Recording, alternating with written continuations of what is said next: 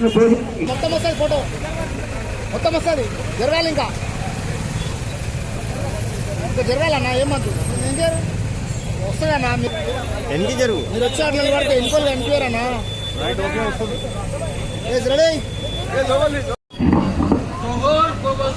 Madam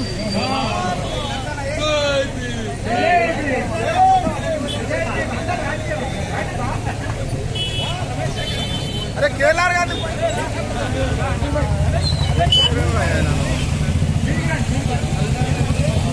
అట్లా ఉండండి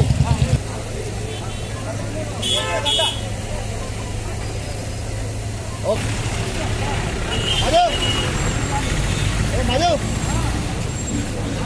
రాజ్యాంగం రాసిన గౌరవనీయులు డాక్టర్ అంబేద్కర్ గారు జన్మదిన సందర్భంగా మన భారతదేశంలో జన్మించడం ఈ భారతదేశానికి ఒక అదృష్టంగా భావిస్తూ ఈ భారతదేశంలో విభిన్న కులాలు విభిన్న మతాలున్న ఈ భారతదేశంలో తను రాజ్యాంగాన్ని రాసి ఈ రాజ్యాంగం ఏదైతే నిబద్ధతతో రాజ్యాంగం అమలు చేయాలనే ఆలోచనతో కాంగ్రెస్ కంకణబద్దులుండి ఆ రోజు నుంచి ఈ రోజు వరకు కూడా భారత రాజ్యాంగాన్ని నమ్మకంతో కాంగ్రెస్ పార్టీ ముందుకెళ్తుంది.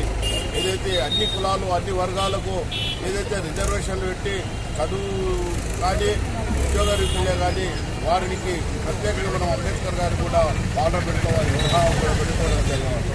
అలాంటి నేతను మనం ఇప్పుడు కూడా స్ఫూర్తిగా తీసుకొని ముందుకు వెళ్లాల్సిన బాధ్యత ఉంది. మరి ఈ మధ్యకాలంలో మరి బీజేపీ వాళ్ళు చెప్తున్నారు రాజ్యాంగాన్ని మారుస్తామని. ఈ భారత రాజ్యాంగాన్ని రాయడానికి అంబేద్కర్ గారు ఎన్నో ఆర్నిషాలు కృషి చేసిన అతనికి నిరవధికంగా ఈ భారతదేశం ఎప్పుడు కూడా కృతజ్ఞత ఉంటుందని చెప్పి భావిస్తున్నాను. ఈ భారతదేశానికి దిశ దశ చూపించిన గొప్ప వ్యక్తి. ఈరోజు మనం తెలంగాణ సాధించుకోవటానికి కూడా కారణము ఆ రోజు అంబేద్కర్ గారి ఆలోచన ప్రకారమే మనకు తెలంగాణ రావటం జరిగింది. ఈరోజు సమాజ నిర్మాణానికి సమానత్వానికి ప్రయత్నం చేస్తున్న ఈ రాజకీయ వ్యవస్థ ఎలా ఉండాలి అనేది కూడా ఆ రోజే అంబేద్కర్ గారు ఊహించి రాజ్యాంగం రచించి మనకు ఒక గొప్ప పుస్తకాన్ని అందించిన గొప్ప వ్యక్తి.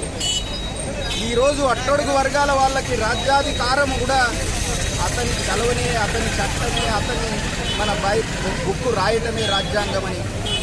అదేవిధంగా కాంగ్రెస్ పార్టీ ఆ రోజు నుంచి ఈ రోజు వరకు కూడా అతని అడుగుజాడలలో నడుద్దాం, అది సమాజాన్ని స్థాపిస్తాం అని కాంగ్రెస్ పార్టీ పనిచేస్తున్నదని కూడా ఈ సందర్భంగా తెలియజేస్తున్నారు. ఈ మధ్య కాలంలో రాజ్యాంగాన్ని మార్పులు చేస్తామని కొంతమంది నాయకులు మాట్లాడుతూ ఉన్నారు. ఇది తప్పు. మనమందరం పోరాటం చేయాల్సిన అవసరం ఉంది. రాజ్యాంగాన్ని రక్షించుకోవాల్సిన అవసరం ఉంది. అంబేద్కర్ గారి అడుగుజాడల్లో మనం నడుచుకోవాల్సిన అవసరం ఉందని కూడా మరి కాన్స్టిట్యుయెన్సీ ప్రజల తరఫున, తెలంగాణ ప్రజల తరఫున ప్రజలకందరికీ కూడా శుభాకాంక్షలు తెలియజేస్తూ మీకు అందరికీ మీరు ఒకసారి మళ్ళీ రాజ్యాంగాన్ని చూడండి. స్వచ్ఛందంగా ఇండిపెండెంట్గా పనిచేయవలసిన రాజ్యాంగంలో రచించిన కోర్ట్స్ ఇండిపెండెంట్గా పనిచేయాల్సిన అవసరం ఉంది. సిబిఐలు, ఈడీలు ఇలాంటి ఆర్గనైజేషన్లు, పోలీస్ డిపార్ట్మెంట్ దాకా కూడా మీరు ఇండిపెండెంట్గా మీరు పనిచేయాల్సిన అవసరం ఉంది. న్యాయబద్ధంగా నడవాల్సిన అవసరం ఉంది.